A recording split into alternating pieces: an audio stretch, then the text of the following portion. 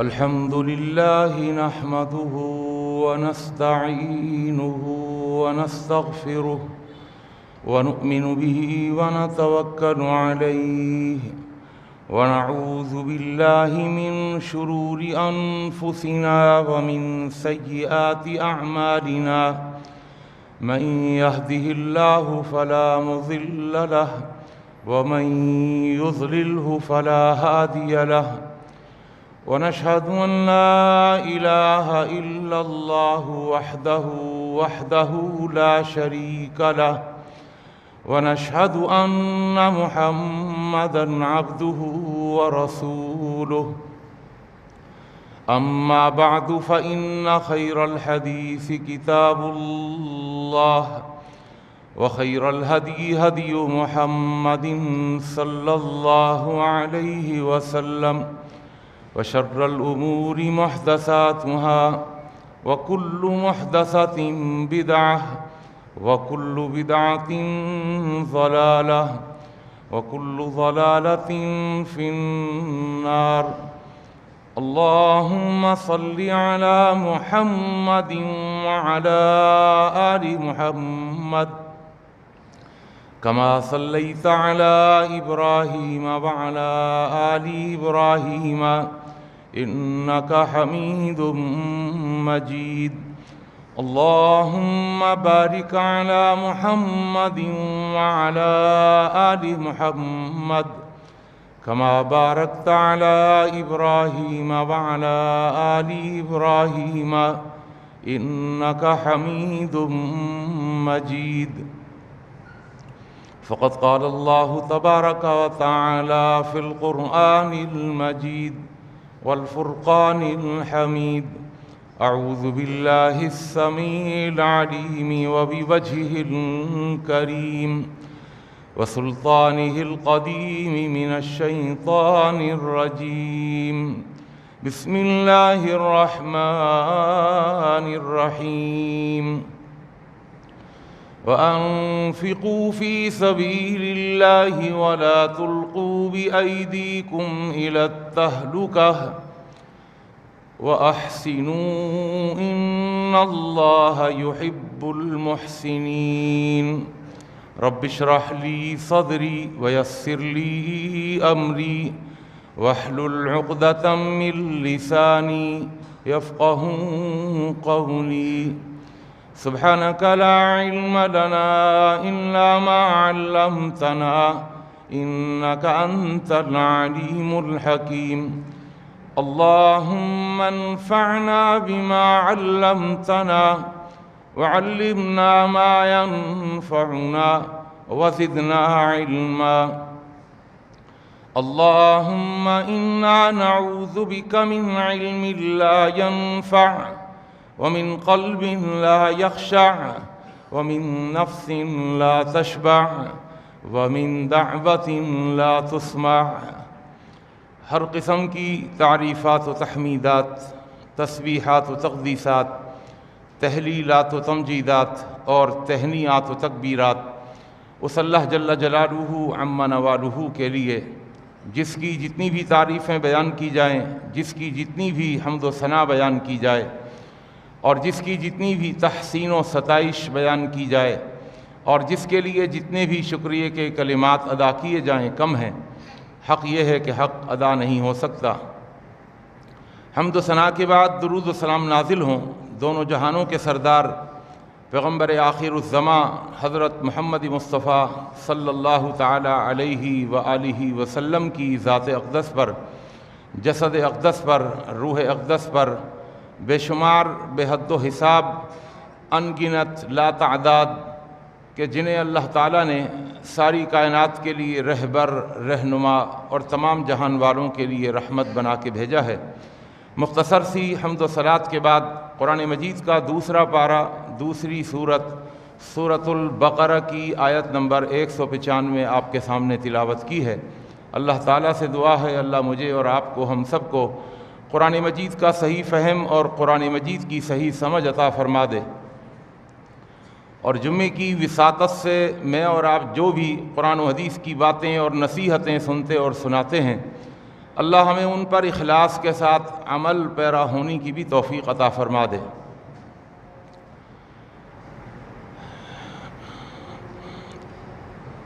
میں نے آپ کے سامنے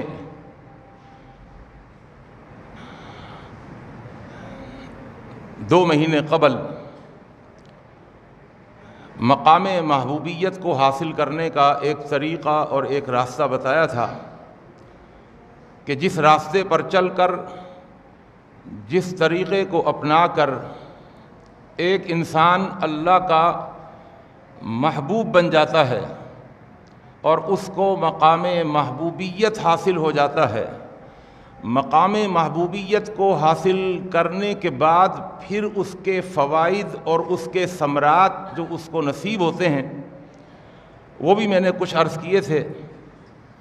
آج کی جمعے کی اس نشست میں دوسرا وہ راستہ، دوسرا وہ طریقہ، جس راستے پر چل کر، جس طریقے کو اپنا کر ایک انسان مقام محبوبیت کو حاصل کر سکتا ہے، اس کو آپ کے سامنے بیان کرنا ہے۔ اللہ تعالیٰ سے دعا ہے اللہ تعالیٰ مجھے اور آپ کو، ہم سب کو جو کچھ ہم سنتے ہیں اور سناتے ہیں، اللہ عمل کی بھی توفیق عطا فرما دے،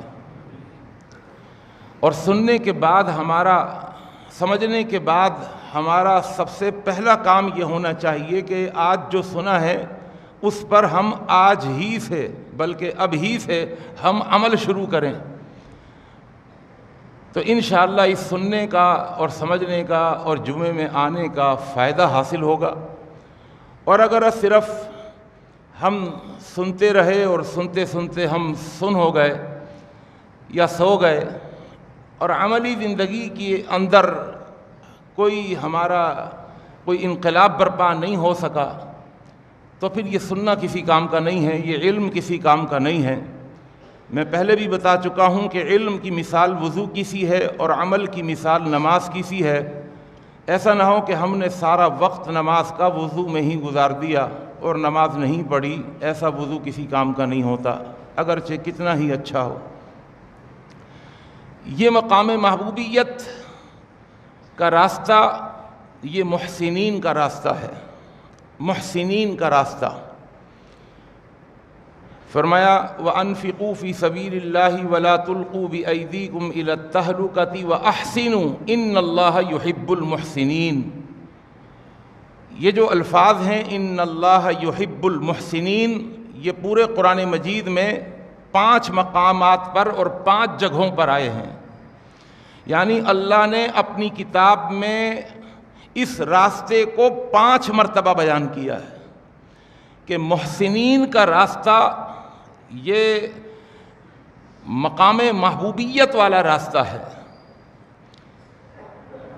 5 جگہوں پر، کہیں پر فرمایا واللہ یحب المحسنین اور کہیں پر فرمایا ان اللہ یحب المحسنین۔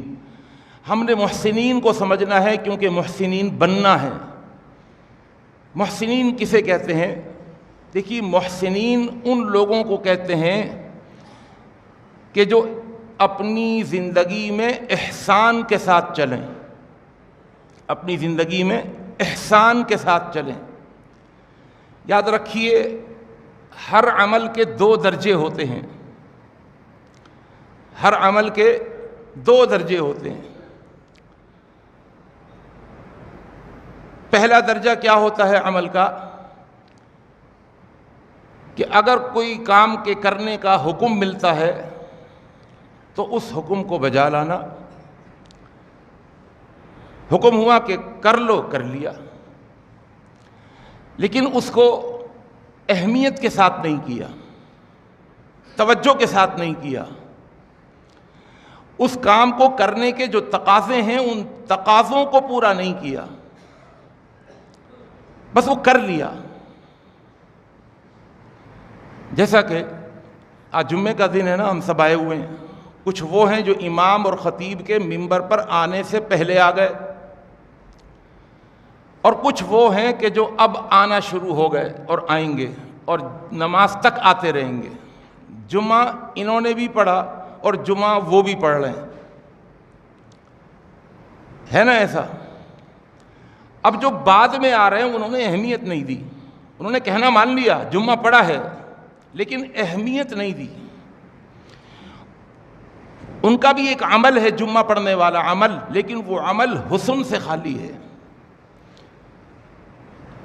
اس میں کوئی خوبصورتی نہیں ہے، بلکہ یہاں تک کہ اگر کوئی شخص جمعے کے آخر میں نماز کے وقت آ جائے، جس طرح کہ آج ہماری زبانوں پر یہ الفاظ بھی ہوتے ہیں، فلانی مسجد میں کیا ٹائم ہے نماز کا، خطبے کی ایسی کی تیسی خطبہ کون سنے گا، نماز کا کیا ٹائم ہے، اور ہماری کوشش ہے نماز میں پہنچ جائیں، اور بالکل آپ کا جمعہ ہو جائے گا۔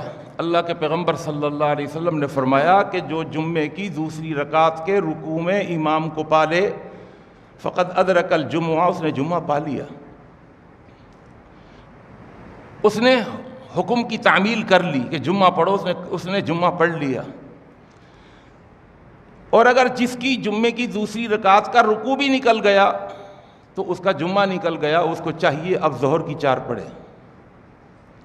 تو عمل کے 2 درجے ہیں، ایک عمل کا درجہ بہت کمزور درجہ ہے جس میں کوئی محنت نہیں ہے، کوئی خوبصورتی نہیں ہے، کیونکہ محنت کے اندر انسان کو جان کھپانی پڑتی ہے، وقت کھپانا پڑتا ہے، محنت کرنی پڑتی ہے، تب جا کر اس کے اندر حسن پیدا ہوتا ہے، تب جا کر اس کے اندر خوبی پیدا ہوتی ہے۔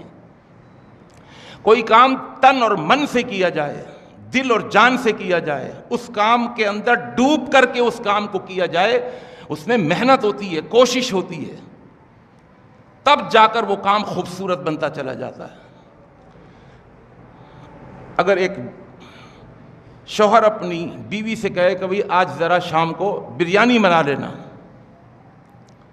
وہ عورت اگر بریانی بنا لیتی ہے تو اس عمل کے بھی 2 درجے ہیں۔ پہلا درجہ یہ ہے کہ اس نے چاول لیے، کوئی سے بھی چاول تھے، ٹوٹے ہوئے چاول تھے، پرواہ نہیں کری، کوئی سے بھی چاول لیے، اس نے گوشت بھی لے لیا، کوئی سا بھی گوشت لے لیا، اس نے اس بریانی کو تیار تو کر دیا، کوئی سا بھی تیل لے لیا، اور اس نے بریانی بنا کے رکھ دی ان ٹوٹے ہوئے چاولوں کی، لیکن اس پر کوئی محنت نہیں کری، کوئی کوشش نہیں کری، کوئی اس کے اندر اس نے اپنا دماغ نہیں لڑایا، کوئی خاص محنت نہیں کری، تو اب وہ بریانی بن تو جائے گی لیکن اس کے اندر وہ بات نہیں ہوگی جو بریانی میں ہونی چاہیے۔ یہ عمل کا ایک درجہ ہے، کہنا اس نے مان لیا اس عورت نے، لیکن عمل کا ایک دوسرا درجہ ہے کہ جس کام کو کرنے میں انسان محنت کرے، کوشش کرے، وہ عورت اس بریانی کو بنانے کے لیے وہ اپنا دماغ لڑائے کہ مجھے قیمتی سے قیمتی، بہترین سے بہترین چاول ڈالنے ہیں، میں نے عدلے کا گوشت ڈالنا ہے، میں نے اس میں زعفران بھی ڈالنی ہے، میں نے اس میں یہ چیزیں ڈالنی ہیں، میں نے قیمتی سے قیمتی کوکنگ آئل ڈالنا ہے، وغیرہ وغیرہ۔ وہ اس کے جو تقاضے تھے، جو اس کی جو ریکوائرمنٹس تھیں، اس کے مطابق اگر وہ بریانی کو تیار کرتی ہے تو یہ بھی عمل کا ایک درجہ ہے، لیکن پہلے درجے میں اور اس درجے میں زمین آسمان کا فرق ہے۔ اور میں ساتھ ساتھ یہ بھی بتا دوں کہ عمل کا یہ پہلا درجہ جس میں بریانی کے نام پر ہپا تیار ہو گیا، جس میں بریانی کے نام پر کھچڑی تیار ہو گئی، بے شک کلر تھوڑا سا بریانی کا ہے، اس کے اندر اس نے زردے کا رنگ ڈال دیا، وہ جو کھچڑی تیار ہو گئی بریانی کے نام پر، یہ بھی ایک عمل کا جو پہلا درجہ ہے نا، اس کے اندر محبت نہیں ہوتی، اس کے پیچھے محبت نہیں ہوتی، ڈر ہوتا ہے، ڈر کہ نہیں بنائی نا، اگر تو شوہر کہے گا میں نے کہا تھا اور نہیں بنائی، تو ڈر ہوتا ہے۔ لیکن عمل کا جو دوسرا درجہ میں بتا رہا ہوں کہ جس کے اندر خوبصورتی آ گئی، پتیلی کے اوپر سے ڈھکنا ہٹایا تو اس کی خوشبو سے، بریانی کی خوشبو سے پورا گھر بہک گیا۔ عمل کا جو یہ دوسرا درجہ ہے نا، اس عمل کے دوسرے درجے کے پیچھے اصل جو کوئی چیز ہوتی ہے نا، وہ ہوتی ہے محبت۔ یہ جملے میرے یاد رکھیے گا کہ اس کے پیچھے محبت ہوتی ہے۔ جب وہ کام اعلیٰ درجے کا کیا جائے، محنت کر کے کیا جائے، اس کے پیچھے محبت ہوتی ہے، اور وہ کام جو سرسری انداز سے کر دیا جائے، جو محمل انداز سے کر دیا جائے، جو بس کر دیا جائے، اس کے پیچھے ڈر ہوتا ہے۔ اس تقریر کو اگر آپ نے سمجھ لیا تو اب ہم احسان کے معنی کے قریب تر پہنچ گئے ہیں احسان کے معنی کو سمجھنے کے لیے۔ اللہ کے پیغمبر حضرت محمد مصطفیٰ صلی اللہ علیہ وسلم سے بھی جبرائیل امین نے احسان کا معنی پوچھا تھا، اور احسان کا جو معنی پوچھا تھا یہ حدیث تقریباً بخاری میں، مسلم میں، پوری صحاح ستہ میں آپ کو یہ حدیث ملے گی، بلکہ اس حدیث کو علماء حضرات حدیث جبرائیل کے نام سے یاد کرتے ہیں، بلکہ علماء اور محدثین اس حدیث کو ام الحدیث کے نام سے یاد کرتے ہیں، ام السنہ کے نام سے یاد کرتے ہیں۔ جس طرح پورے قرآن مجید کے اندر 114 صورتیں ہیں، ان میں سورہ فاتحہ ہے، لیکن سورہ فاتحہ کا نام ہے ام الکتاب، ام القرآن۔ تو جس طرح سورہ فاتحہ کو ام القرآن سے، ام الکتاب سے، کہ یہ قرآن نہیں ہے بلکہ قرآن کی ماں ہے، یہ قرآن کی اصل ہے، یہ قرآن کی جڑ ہے، یہ قرآن کی بھی بنیاد ہے، جس طرح سورہ فاتحہ کو ام الکتاب، ام القرآن کہتے ہیں، اس حدیث کو بھی محدثین ام السنہ کہتے ہیں کہ یہ حدیثوں کی اصل ہے، یہ حدیثوں کی ماں ہیں۔ جبرائیل نے سوال کیا تھا اسلام کے بارے میں، آپ نے جواب دیا، انسانی شکل میں آئے تھے۔ جبرائیل نے سوال کیا ایمان کے بارے میں، آپ نے جواب دیا۔ جبرائیل نے سوال کیا قیامت کے بارے میں، آپ نے جواب دیا۔ جبرائیل نے سوال کیا قیامت کی نشانیوں کے بارے میں، آپ نے جواب دیا۔ ایک سوال اور تھا، وہ سوال یہ تھا کہ مل احسان، احسان کیا ہے؟ تو اللہ کے پیغمبر نے جو جواب دیا نا، میں آپ کی توجہ چاہتا ہوں، اس لیے کہ جواب آپ کئی دفعہ سن چکے ہیں، آپ کو پتہ ہے کہ آپ نے کیا جواب دیا تھا، لیکن آج کی جمعے کی نشست میں آپ کو حدیث کے وہ جملے بھی بتاؤں گا جو شاید آپ نے آج سے پہلے نہ سنے ہوں، جو شاید آج سے پہلے نہ سنے ہوں۔ آپ نے ایک حدیث میں آتا ہے، آپ نے یہ جواب دیا احسان یہ ہے ان تعبد اللہ کأنک تراہ۔ یہ ہم اور آپ سنتے ہیں، ہمیں یاد ہیں الفاظ کہ احسان یہ ہے، وہی 2 درجے بتائے، ان تعبد اللہ کأنک تراہ، کہ تم اللہ کی جب عبادت کرو تو اس طرح کرو گویا کہ تم اللہ کو دیکھ رہے ہو، تمہاری نگاہ تمہاری عبادت پر بھی ہو اور تمہاری نگاہ اسی وقت اسی لمحے اللہ پر بھی ہو، ایک وقت میں تمہاری نگاہ 2 جگہ پر ہو، اپنے عمل پر بھی اور اپنے اللہ پر بھی۔ ہم نے یہ جملے تو سنے ہیں، لیکن میں آپ کو اور جملے سناؤں۔ جب تک یہ اب جو اور جملے سنا رہا ہوں، جب تک میری اسٹڈی میں نہیں آئے تھے تو میں یہ سمجھتا تھا کہ احسان کا تعلق صرف عبادت سے ہے، میں بھی یہ سمجھتا تھا کہ احسان کا تعلق صرف عبادت سے ہے، لیکن جب میری نگاہ سے حدیث کے یہ جملے گزرے اور میں نے ان جملوں پر غور کیا تو اندازہ ہوا کہ احسان کا تعلق صرف عبادت سے نہیں ہے، بلکہ احسان کا تعلق زندگی کے ہر عمل سے۔ اب الفاظ سنیے گا، ایک حدیث کے تو الفاظ سن لیے کہ احسان یہ ہے ان تعبد اللہ کأنک تراہ، تم اللہ کی عبادت اس طرح کرو گویا کہ تم اللہ کو دیکھ رہے ہو۔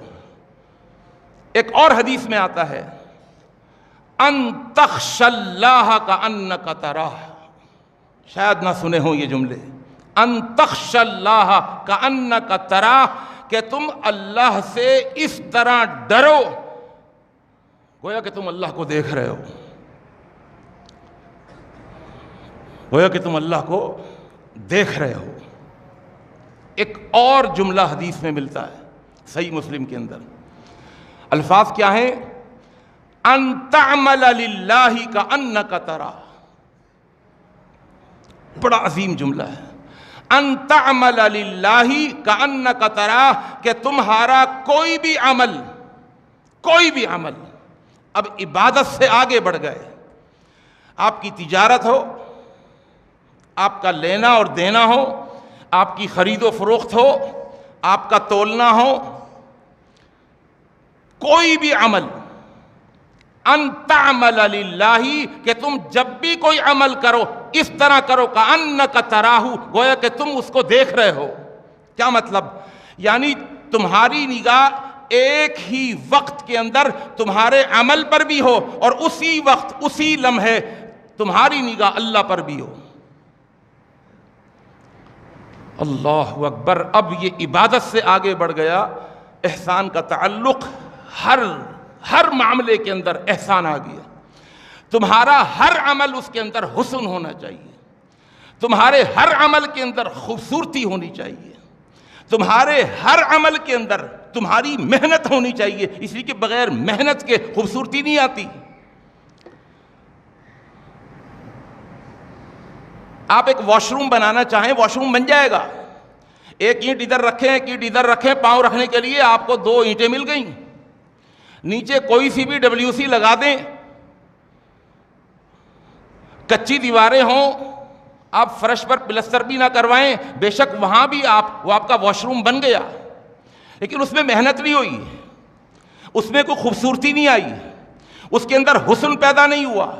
لیکن اگر آپ نے واش روم بنایا اور واش روم آپ نے جو بنایا اس کے اندر آپ نے بہترین ٹائل لگوائے، بہترین WC لگوائی، کموڈ لگوایا، اس میں مسلم شاور لگوایا، اس میں آپ نے بہت ساری لائٹیں لگوا دیں، اس کے اندر بہت ساری چیزیں آپ نے لگوا دیں، تو یہ بھی اب بالٹی نظر نہیں آ رہی، اب ایک شاور نظر آ رہا ہے، یہ شاور سے نہانا ہے، تو ایک خوبصورتی آ گئی۔ دونوں میں فرق ہے بڑا۔ جس کام کے اندر خوبصورتی آتی ہے اس کام کے اندر ایکسٹرا آرڈنری محنت کرنی پڑتی ہے، اس میں پیسہ لگانا پڑتا ہے، جان کھپانی پڑتی ہے، بھاگ دوڑ کرنی پڑتی ہے، تب جا کر خوبصورتی آتی ہے۔ اللہ اکبر۔ اب ان تعمل للہ کأنک تراہ کو بھی ذرا ذہن میں رکھیے گا۔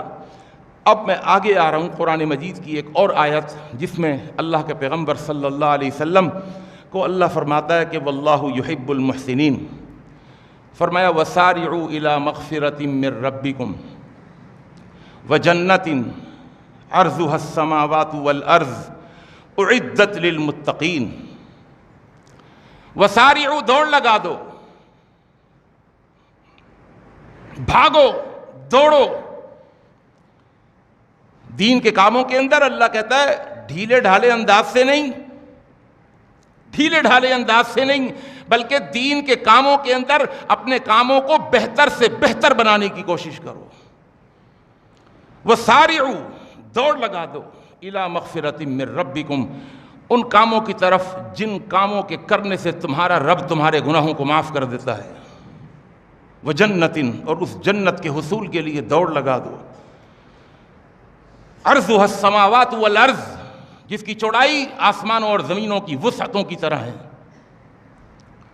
اعدت للمتقین، اور یہ جنت تیار کی گئی ہے متقین کے لیے۔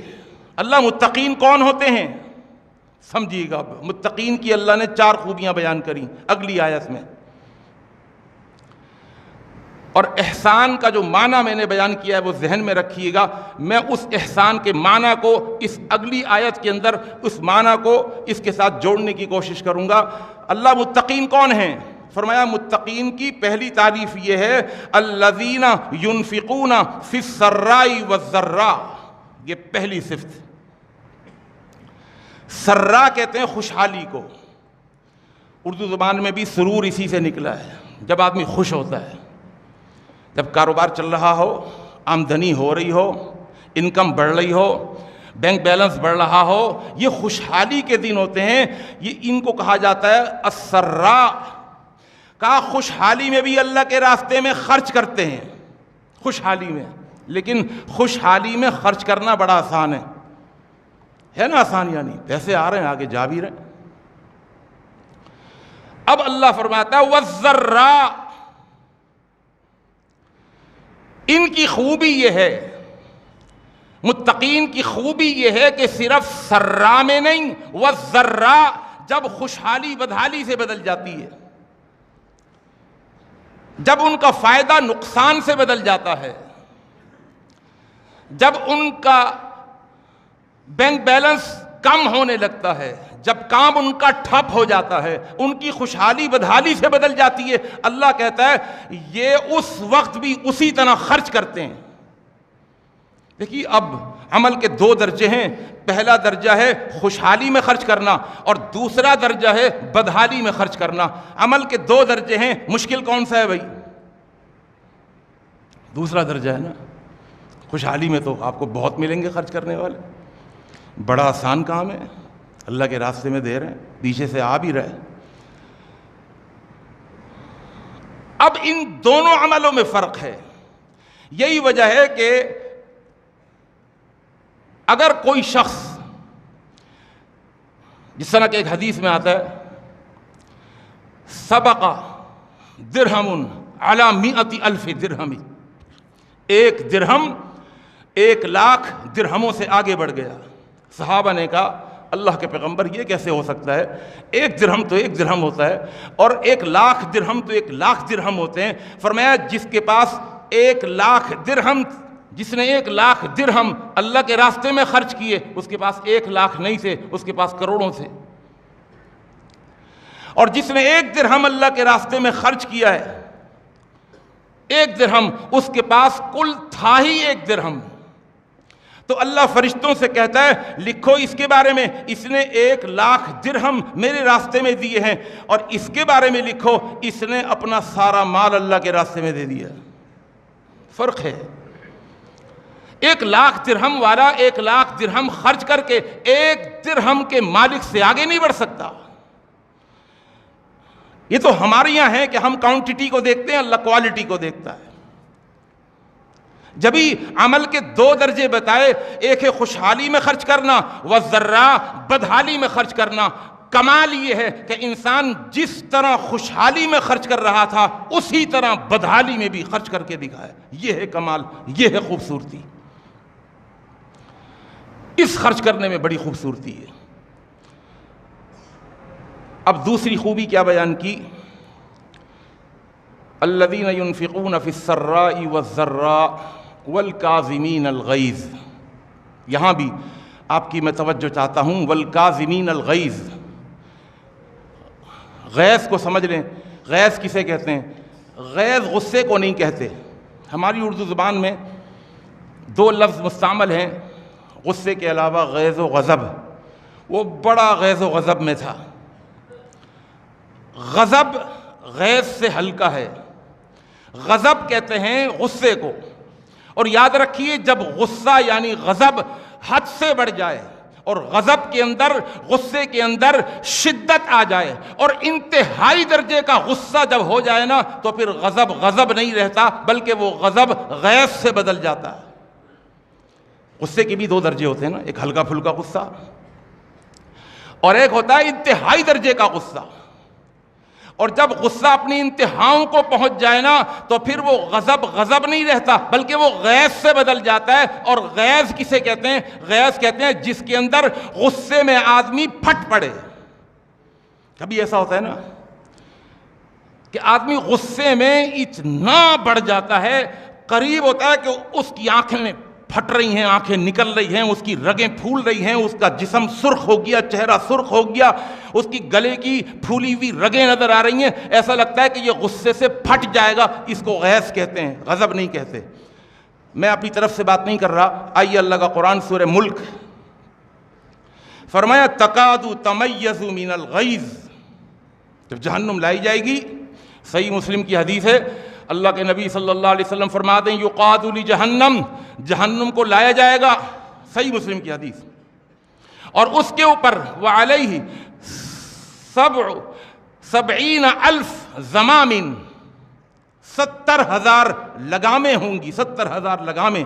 جس طرح ایک سرکش گائے کو پکڑنے کے لیے ادھر سے رسی، ادھر سے رسی، یہاں سے پھندا، وہاں سے پھندا، 6 قصائی 6 رسیوں کے ساتھ اس کو قابو کر رہے ہوتے ہیں۔ اللہ فرماتا ہے جب جہنم آئے گی نا، تو چیختی ہوئی آئے گی، دھاڑتی ہوئی آئے گی، چلاتی ہوئی آئے گی۔ اس کا غصہ اتنا ہوگا کہ قریب ہے کہ وہ جہنم اپنے غصے سے پھٹ جائے۔ اس کو کنٹرول کرنے کے لیے اللہ نے جہنم کے اوپر 70,000 لگامیں لگائی ہوں گی۔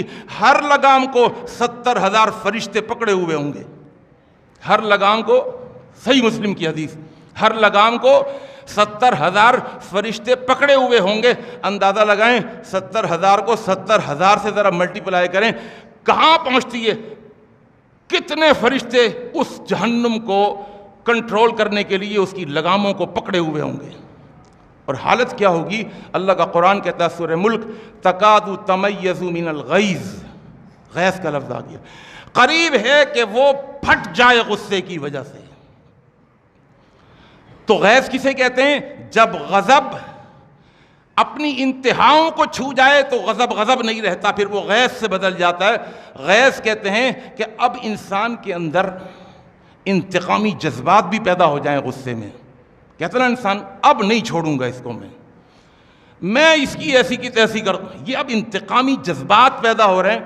اب یہ غضب میں نہیں ہوتے, یہ غیظ میں ہوتے ہیں. اللہ اکبر. اللہ کیا فرماتے ہیں؟ متقین کی صفت کیا ہے؟ اللہ ہمیں فرما دے متقین میں سے. فرمایا والکاظمین الغیظ.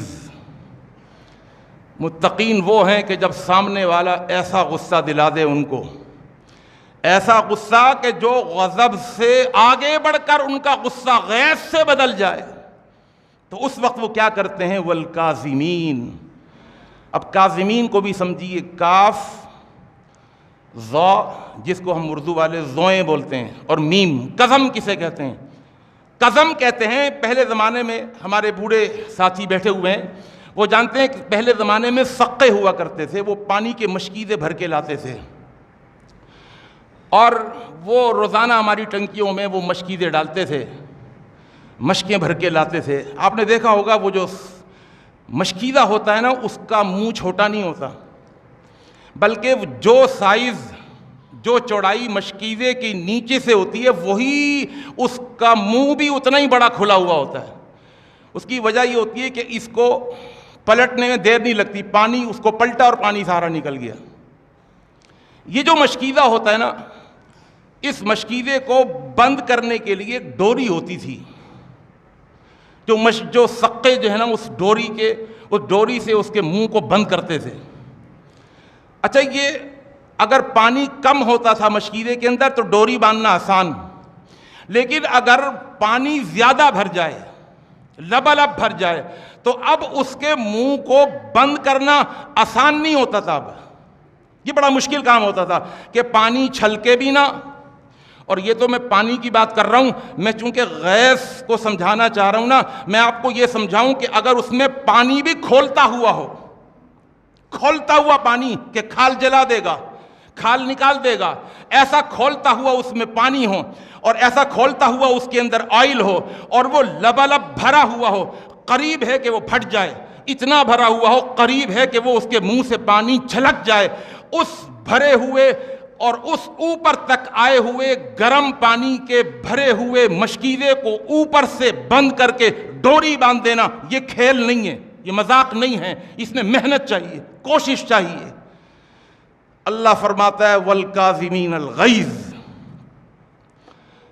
متقین وہ ہیں کہ کبھی اگر ان کا غضب غیظ سے بھی بدل جائے تو وہ اپنے غیظ اور غضب کو وہ اوپر سے بند کر دیتے ہیں, محنت کر کے. وہ غصے کو باہر نہیں آنے دیتے, وہ غیظ کو باہر نہیں آنے دیتے, وہ عداوت کو اور دشمنی کو وہ باہر نہیں آنے دیتے, بلکہ اس کے اوپر بند باندھ دیتے. والکاظمین الغیظ. یہ احسان والا کام ہے, یہ محنت کے بغیر نہیں ہوتا, یہ کوشش کے بغیر نہیں ہوتا. اللہ آگے کیا فرماتے ہیں؟ والعافین عن الناس. یہ تیسری خوبی ہے متقین کی, تیسری خوبی. اور یاد رکھیے کہ تیسری خوبی دوسری خوبی سے بھی بڑھ کر ہے, حالانکہ دوسری خوبی کو کم نہیں ہے. غصے کو پی جانا, اپنے غیظ کو باہر نہ نکلنے دینا, اپنے اوپر کنٹرول کر لینا, بہت بڑی خوبی. لوگ کہتے ہیں یار اتنی گالیاں سنی لیکن وہ چین بجبی نہیں ہوا, اس کا چہرہ متغیر نہیں ہوا. بڑی گالیاں سنائیں, بہت اس کے ساتھ زیادتی کی, لیکن اس کے صبر کو سلام, اس کے حوصلے کو سلام. اللہ اکبر. اللہ کہتا تیسری خوبی کیا ہے متقین کی؟ والعافین عن الناس، یہ خوبی دوسری خوبی سے بڑھ کر، والعافین عن الناس، ایک تو یہ ہے نا کہ غصے کو رکھا ہوا ہے لیکن باندھا ہوا ہے، کسی وقت بھی پھٹ جائے گا. کچھ لوگ ہوتے ہیں صبر کر لیتے ہیں لیکن اندر پال کے رکھا ہوا ہے، غصے کو پال کے رکھا ہوا ہے. فلاں موقع پر ہماری بے عزتی کی تھی، کچھ کہا تو نہیں لیکن یاد رہے گا. اللہ کہتے ہیں نہیں، والعافین عن الناس. یہ کیا کرتے ہیں؟ یہ اپنے سارے غصے کو اور اپنی ساری کدورتوں کو اور جو میل کچیل آ گیا دل کے اندر، فرمایا یہ معاف کر کے لوگوں کو، یعنی اس کو خالی کر دیتے ہیں. کہیں بھا کے آ جاتے ہیں سارا غصہ، اور اپنے دل کو ایسا کر لیتے ہیں جیسے غصہ ہے ہی نہیں، مشکیزے کو خالی کر دیتے ہیں، بالکل کچھ بھی نہیں ہے. والعافین عن الناس، صرف صبر نہیں کرتے، کنٹرول نہیں کرتے، بلکہ اندر جو لاوا پک رہا تھا اس لاوے کو کہیں اور خالی کر دیتے ہیں، وہ گندگی کہیں نکال کے آ جاتے ہیں.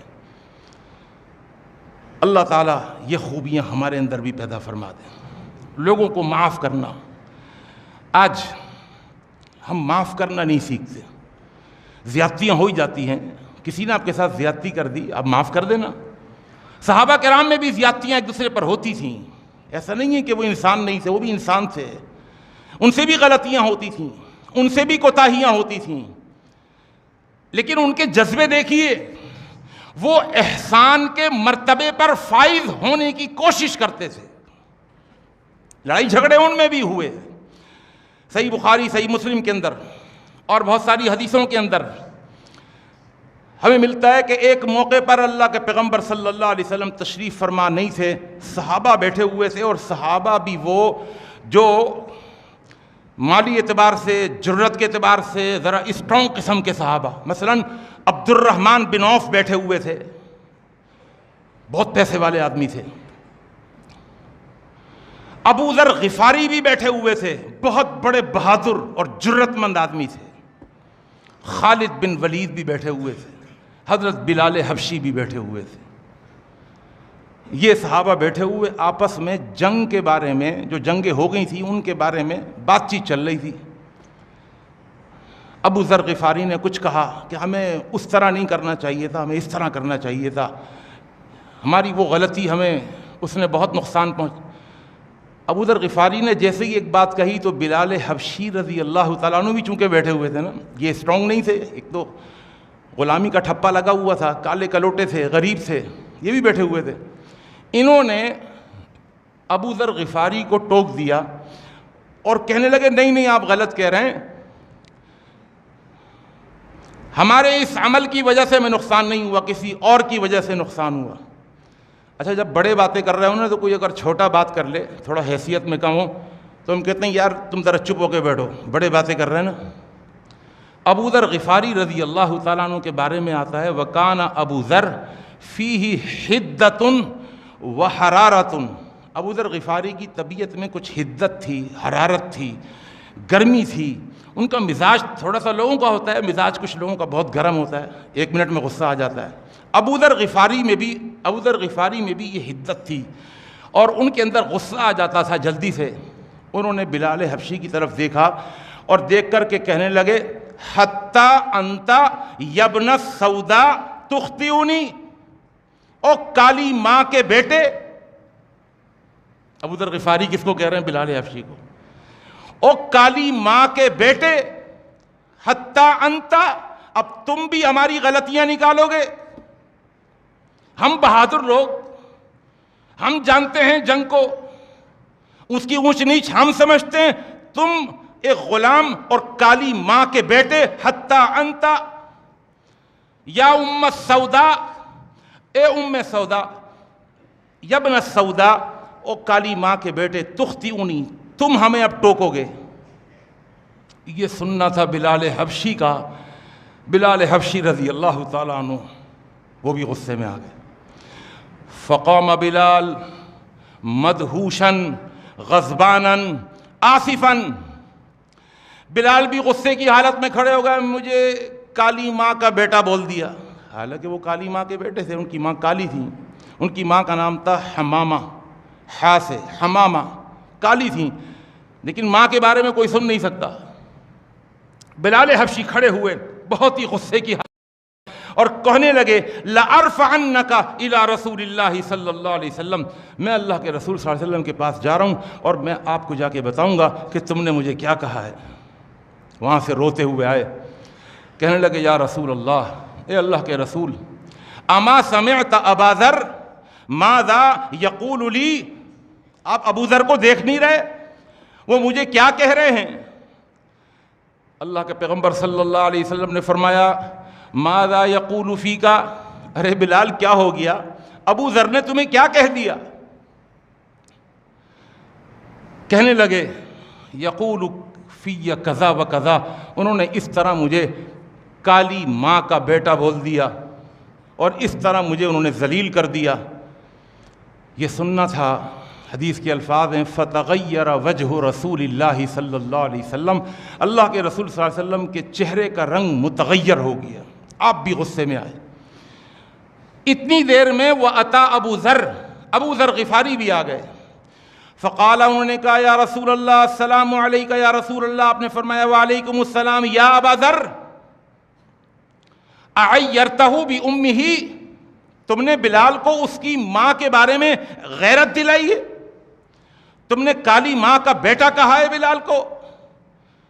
انک امرؤ فیک جاہلیۃ، تم وہ آدمی ہو کہ ابھی تک جاہلیت کے اثرات اسلام لانے کے باوجود تمہارے اندر موجود ہیں۔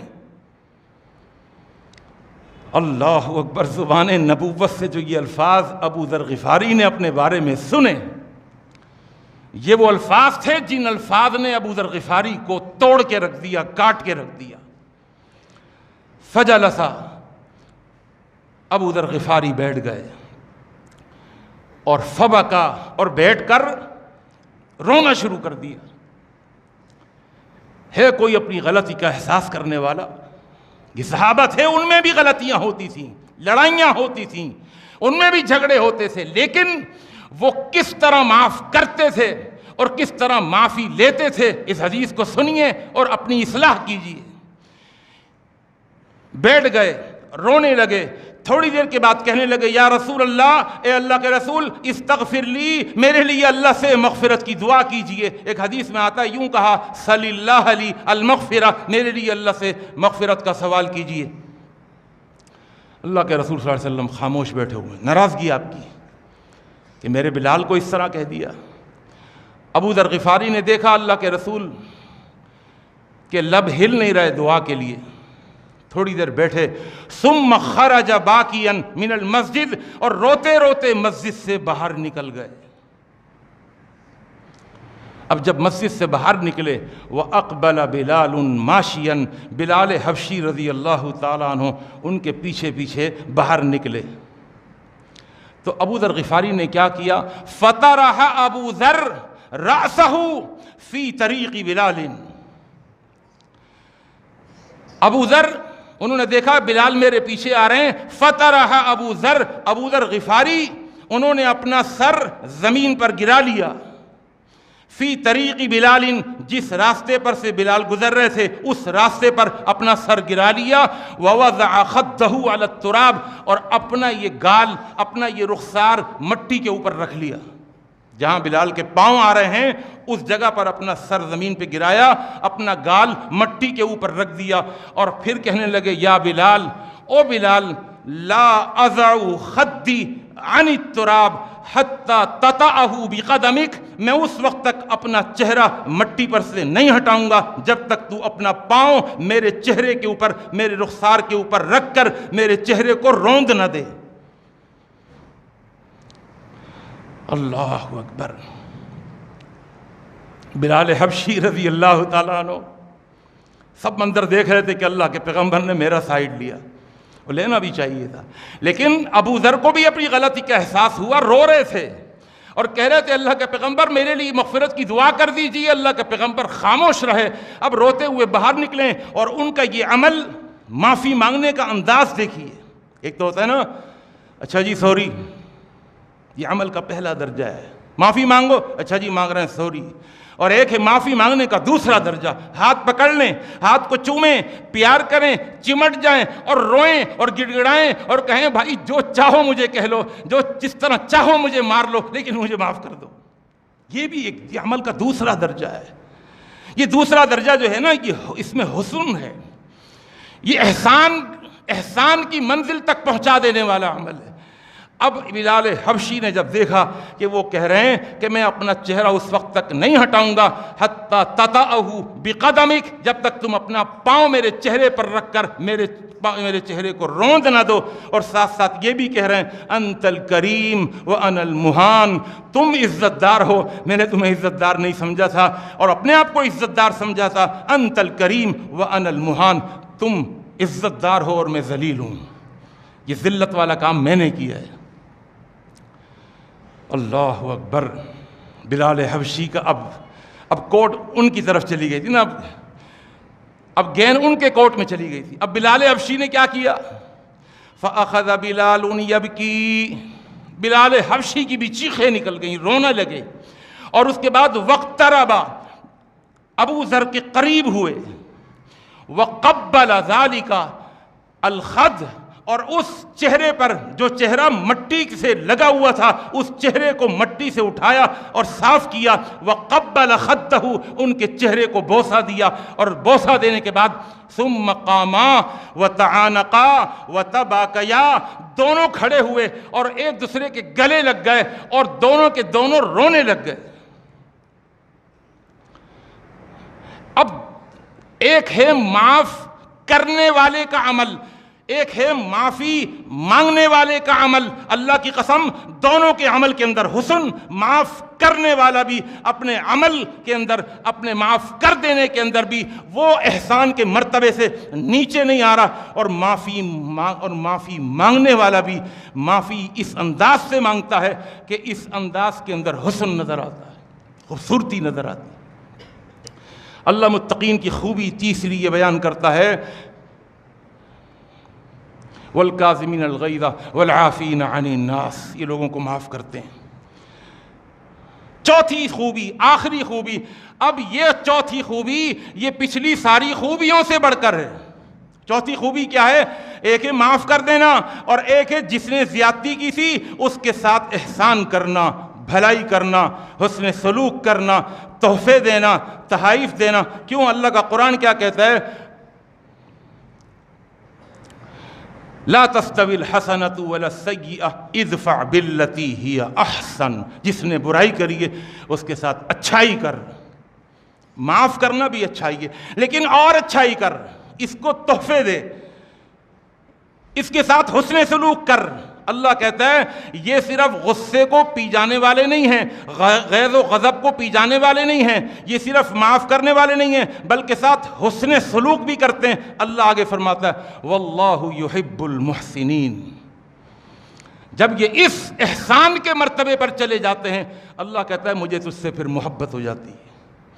میرے دوستوں، میرے بزرگوں، کوشش کریں کہ ہمارے ہر عمل کے اندر حسن پیدا ہو جائے، اور یہ حسن ہمیں حسین بنا دے گا، یہ حسن یہ ہمیں احسان کے مرتبے پر پہنچا دے گا، اور جو احسان کے مرتبے پر فائز ہو جائیں، یاد رکھیے اللہ ان سے محبت کرنے لگتے ہیں، اور جب اللہ محبت کرتے ہیں تو اللہ سب سے پہلے گناہوں کو معاف کرتے ہیں، غلطیوں کو معاف کرتے ہیں، غلطیوں پر سزا نہیں دیتے۔ اقول قولی ھذا استغفر اللہ لی ولکم اجمعین۔ الحمد للہ نحمدہ ونستعینہ ونستغفرہ ونؤمن بہ ونتوکل علیہ ونعوذ باللہ من شرور انفسنا ومن سیئات اعمالنا، من يهده الله فلا مضل له ومن يضلل فلا هادي له، ونشهد أن لا إله إلا الله وحده لا شريك له، ونشهد أن محمدا عبده ورسوله۔ میں پھر عرض کر دوں، 7 منٹ اوپر ہو گئے ہیں، 8 منٹ، لیکن میں ایک جملہ پھر عرض کر دوں جو میں نے تقریر کے اور خطبے کے شروع میں کہا تھا کہ عمل کے 2 درجے ہوتے ہیں۔ ایک عمل کا درجہ بہت ہلکا ہوتا ہے اور ایک عمل کا درجہ بہت بڑا ہوتا ہے۔ اللہ نے کہا جمعہ پڑھو، تو جمعہ پڑھا ان لوگوں نے بھی کہ جو مسجد میں آ گئے۔ کب آئے؟ امام منبر پر چڑھ چکا تھا، خطیب ممبر پر آ چکا تھا، اذان ہو چکی تھی، خطبے کے درمیان میں آئے یا نماز کے وقت آ گئے، انہوں نے بھی جمعہ پڑھ لیا، لیکن یہ وہ عمل ہے جس میں حسن نہیں ہے، یہ وہ عمل ہے جس کے اندر حسن نہیں ہے۔